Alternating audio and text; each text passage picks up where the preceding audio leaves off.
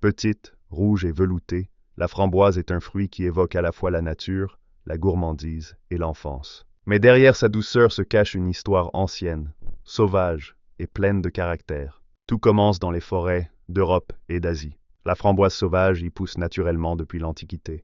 Les Grecs et les Romains en raffolaient déjà. Ils la cueillaient à l'état naturel, lui attribuant des vertus médicinales. Elle était utilisée pour calmer les maux de gorge, les douleurs gastriques, et même comme tonique pour les femmes enceintes. Mais ce n'est qu'au Moyen Âge qu'on commence vraiment à la cultiver. Les moines en plantent dans les jardins des monastères. Elle reste rare, précieuse, réservée à la table des nobles ou aux remèdes traditionnels. Son goût délicat et sa fragilité en font un fruit d'exception, qu'on ne transporte pas facilement. Au fil des siècles, la framboise sort peu à peu des bois pour entrer dans les jardins.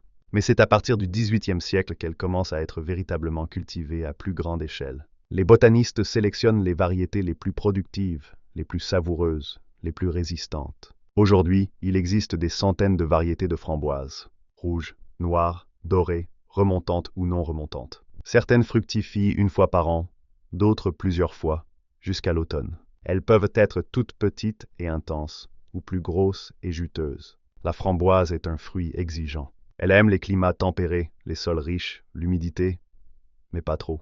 Elle redoute la chaleur excessive comme les vents froids. Mais bien installée, elle est généreuse, année après année. En permaculture, elle trouve parfaitement sa place. Plantée en haies fruitières ou en bordure de jardin, elle attire les pollinisateurs et ses racines aèrent le sol.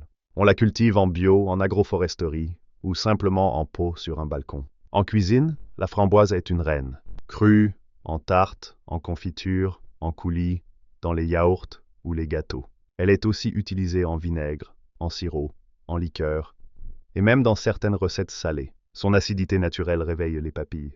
Et elle n'est pas seulement bonne, elle est aussi excellente pour la santé. Riche en vitamine C, en antioxydants, en fibres, elle soutient le système digestif et immunitaire. Peu sucrée, très hydratante, elle est parfaite en été.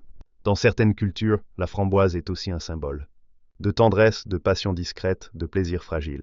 Un fruit à cueillir doucement, à savourer lentement. Sauvage par nature, raffinée par culture, la framboise a su garder son élégance, tout en devenant accessible à tous. Du sous-bois aux confitures de grand-mère, elle traverse les âges avec finesse. Dis-moi en commentaire quels fruits ou légumes tu souhaites voir.